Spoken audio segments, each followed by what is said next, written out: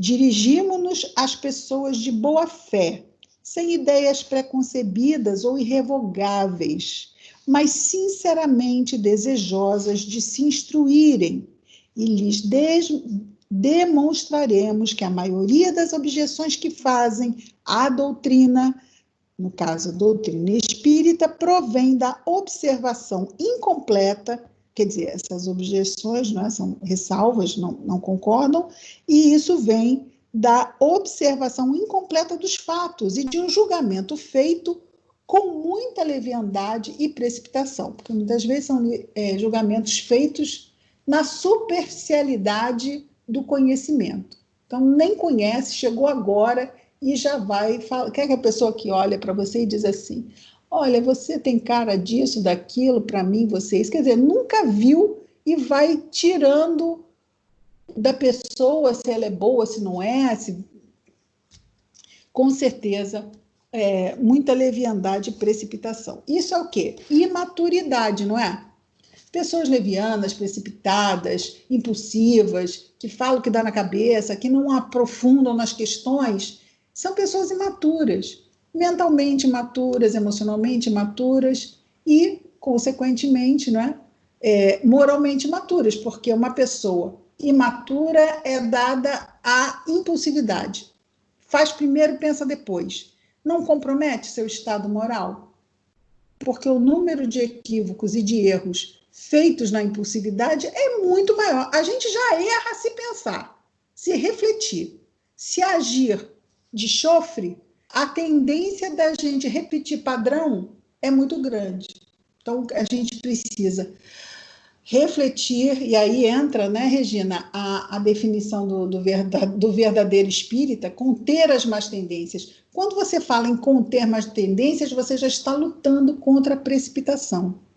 Porque no que você contém, você está refletindo. Será que é isso que eu devo fazer? Será que não? Né? Então, estou ali já me precatando, me cuidando, me preservando de um futuro arrependimento, de um futuro remorso. Isso já mostra um grande sinal de amadurecimento.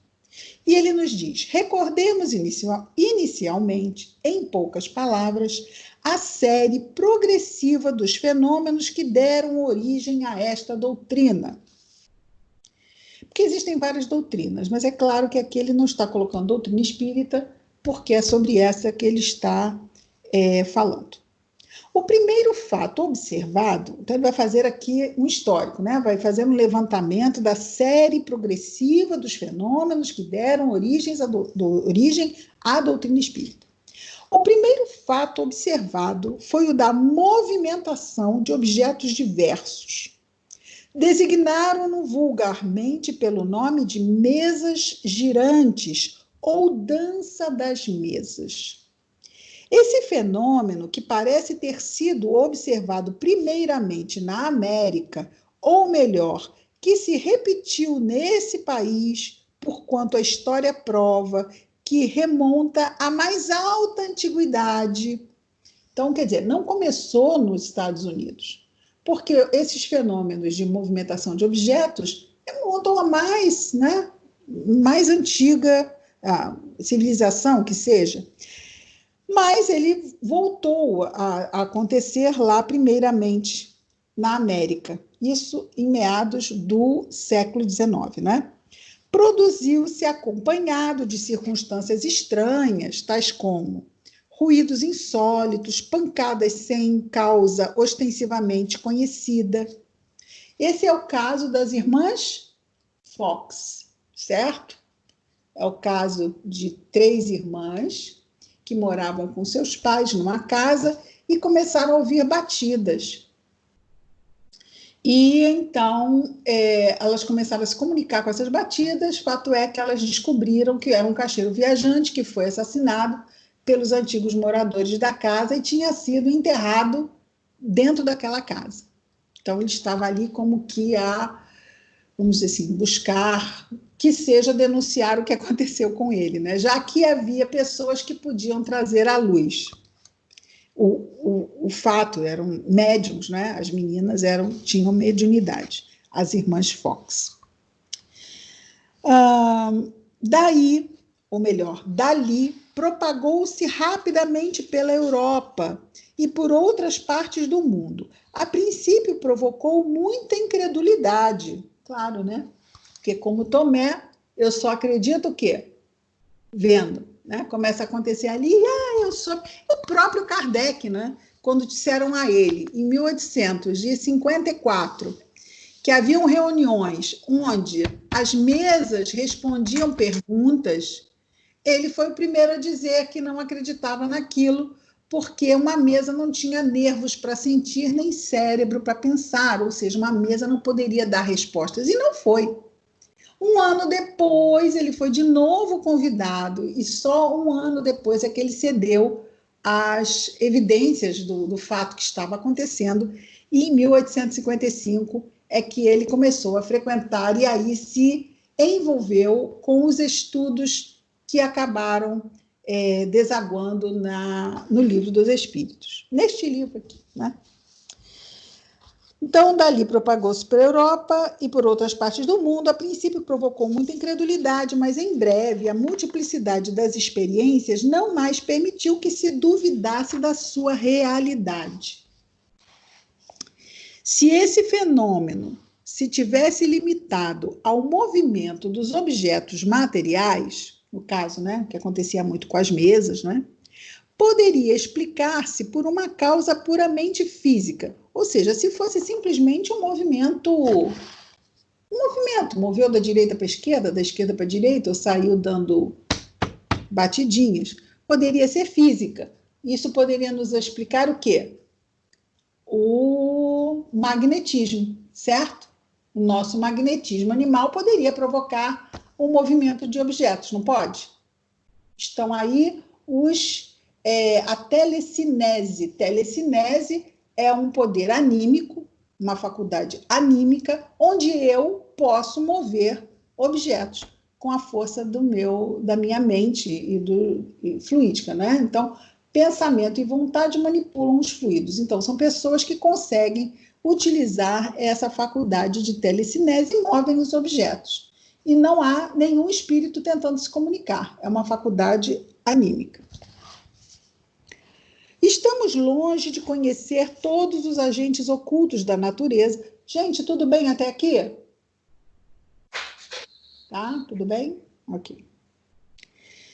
Estamos longe de conhecer todos os agentes ocultos da natureza ou todas as propriedades que conhecemos. A eletricidade, aliás, que estava só no início, né? Nessa época aqui, a eletricidade, aliás... Qual a conclusão que eu cheguei? João Batista, meu anjo, você está com o microfone ligado. Obrigada, querido. Muito bem. Onde eu estava? A eletricidade, aliás, multiplica diariamente os recursos que proporciona ao homem e parece destinada a iluminar a ciência com uma nova luz. Nada haveria, pois, de impossível em que a eletricidade modificada por certas circunstâncias ou qualquer outro agente conhecido fosse a causa desse movimento, ou seja, não era eletricidade, né, nem magnetismo, nem nada disso. A reunião de muitas pessoas, aumentando o poder da ação, parecia apoiar essa teoria de que fosse energia ali dos encarnados presentes, visto ser possível considerar este conjunto de pessoas encarnadas como uma pilha múltipla, pilha, não é? Geradora de energia, cuja potência corresponde ao número de elementos. Quanto mais elementos, maior a potência. O movimento circular nada tinha de extraordinário, está na natureza. Todos os astros se movem circularmente. Poderíamos, pois, ter, em pequena escala, um reflexo do movimento geral do universo, ou melhor dizendo, uma causa até então desconhecida, podendo produzir acidentalmente, com pequenos objetos e em certas circunstâncias, uma corrente análoga à que arrasta os mundos. Ou seja, não é por se movimentar que é espiritual. Não é por se movimentar em círculos que é espiritual, porque nós poderíamos trazer outras justificativas que a natureza fornece para responder àqueles fenômenos que não se sabia de onde vinham. Isso eu já vi. Mas o movimento nem sempre era circular, muitas vezes era brusco, desordenado. O objeto violentamente sacudido, derrubado, levado de uma direção qualquer e contrariamente a todas as leis da estática, levantando do chão e mantido no espaço. Quer dizer, ele não só se movimentava, como ele também parava suspenso no espaço. Isso é um pouco mais, mas mesmo assim poderiam existir leis da natureza desconhecidas que justificassem que aqueles corpos ali estivessem sendo movidos pelos encarnados e até se mantidos suspensos no espaço. Nada havia ainda nesses casos que não pudesse ser explicado pelo poder de um agente físico invisível. Não vemos a eletricidade derrubar edifícios, arrancar árvores. Está falando aqui dos raios, né? O raio é eletricidade, né? Estática, aquela que a gente não sabe onde vai cair. Atirar longe os corpos mais pesados, atraí-los ou repeli-los? Supondo-se que os ruídos insólitos e as pancadas não fossem um dos efeitos ordinários da dilatação da madeira, porque todos nós sabemos, né? Quando muda o tempo, os móveis ficam clac, clac, clac, estala e não é nenhum espírito se comunicando, né? É uma produção natural do efeito de dilatação da madeira. Ou qualquer outra causa acidental. Podiam muito bem ser produzidos pela acumulação de um fluido oculto. A eletricidade não produz os mais violentos ruídos? Até aí, como se vê, tudo pode caber no domínio dos fatos puramente físicos ou fisiológicos.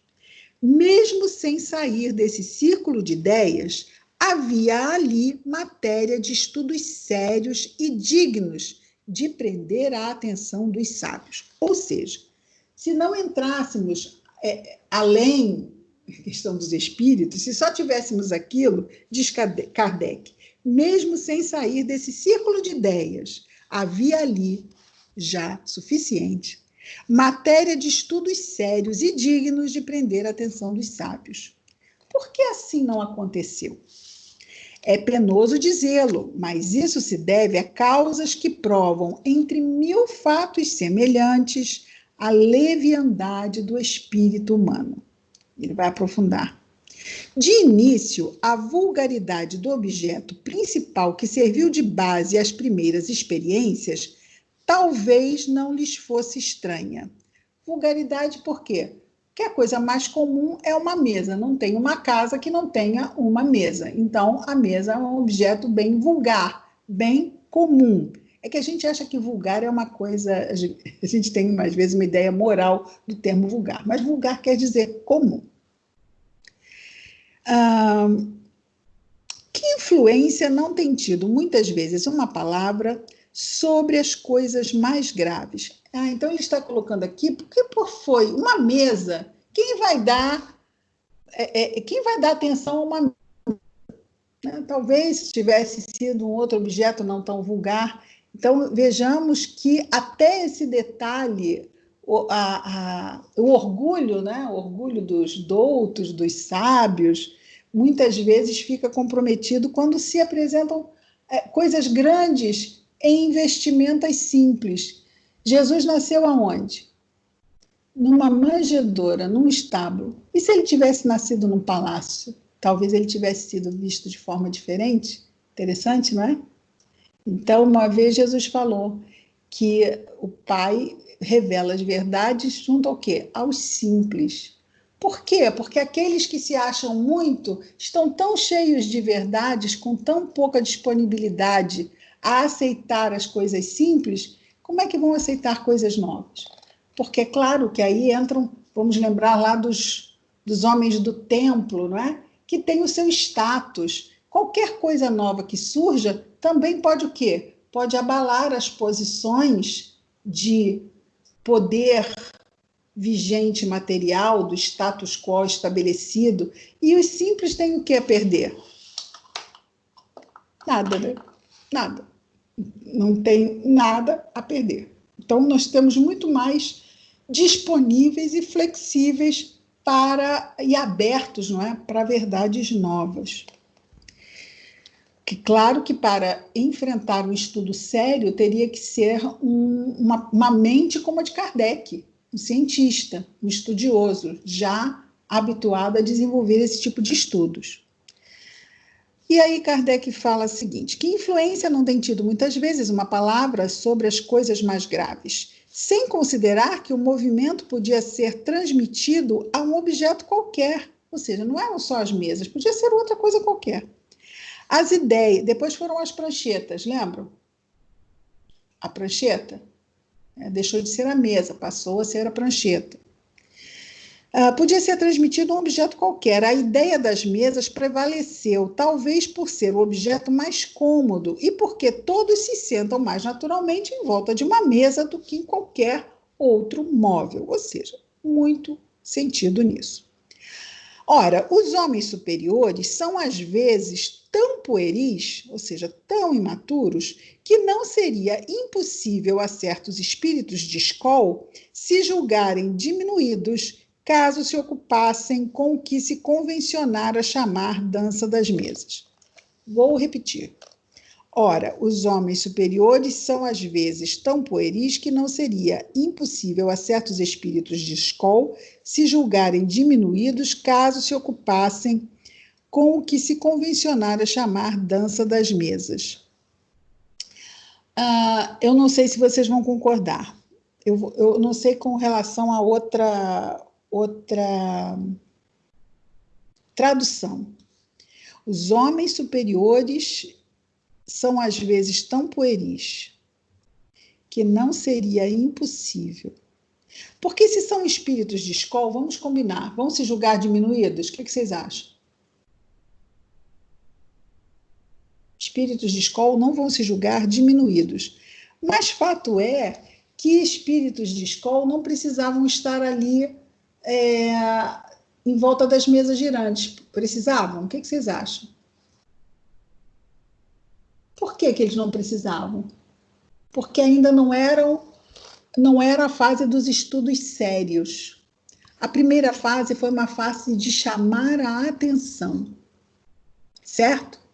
Para chamar a atenção, não falta quem ajuda. Vocês concordam?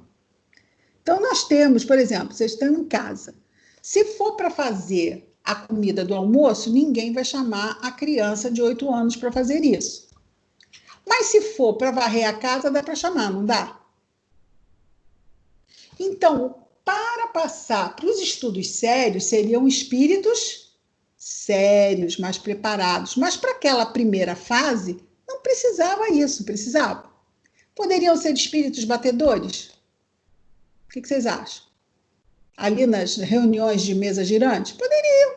Poderiam ser espíritos brincalhões? Poderiam. Sem problema. As portas da espiritualidade foram abertas para o mundo físico.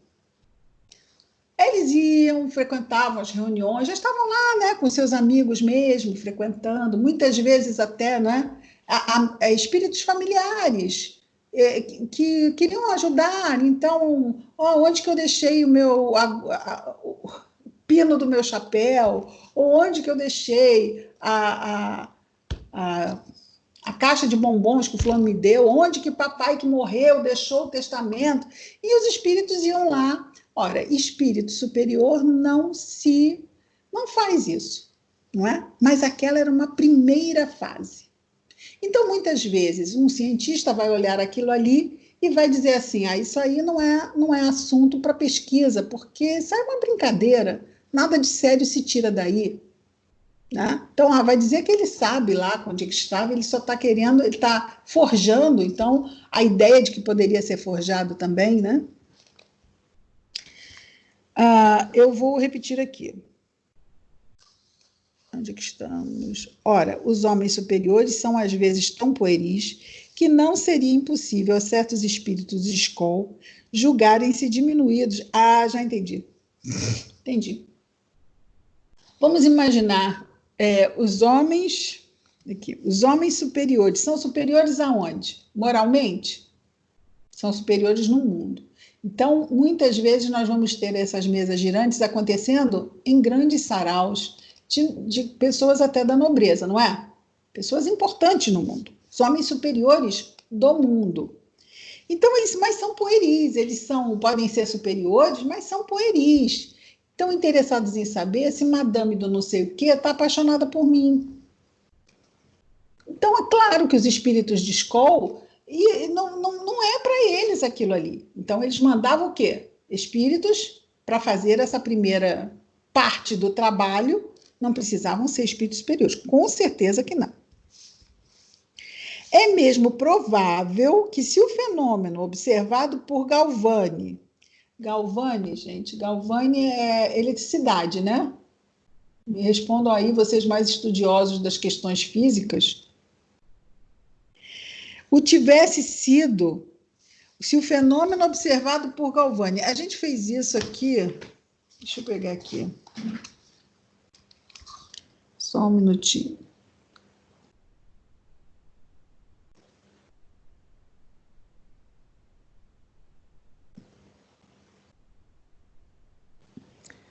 Luigi Galvani foi um médico, investigador, físico e filósofo italiano. Fez uma das primeiras incursões do estudo da bioeletricidade, um campo que ainda hoje estuda os padrões elétricos e sinais do sistema nervoso. Ele foi professor de anatomia da Universidade de Bolonha, cidade onde viveu. Isso foi lá no século XVIII, hein? E ele usou na sua pesquisa,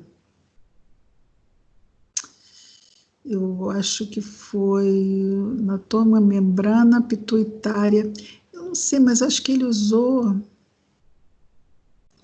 Bom, posso trazer na próxima, tá? Qual foi o... Fala, seu Edmir. O movimento das rãs. Logo na frente vai falar sobre isso aí no texto. Movimento gasoso? Não, das rãs. Das rãs. Eu achei que era o negócio das rãs. Pois é. Vai falar logo na frente. Exatamente. Sim, ele fala que tem razão. Olha que bobagem a minha. Ok. É mesmo provável, obrigada, seu Edmir, é mesmo provável que se o fenômeno observado por Galvani tivesse sido por homens vulgares e ficasse caracterizado por um nome burlesco, ainda estaria relegado ao lado da varinha mágica, qual, com efeito sábio, não teria julgado uma indignidade ocupar-se com a dança das rãs. Aí ele fez aqueles experimentos, né, com um choquezinho, e aí mexia as partezinhas da rã. Acho que era isso. Alguns Fala, seu Dinheiro. Fala, seu Dinheiro. Quando você está limpando a rã para degustar, vamos dizer assim, acontece um fenômeno interessante que, mesmo cortando a perninha dela, o movimento permanece. Então, por isso que é chamada dança das rãs. É o efeito bioeletricidade que acontece nos nervos dela, né? Perfeito. Senhor Edmir, muito obrigada pela sua...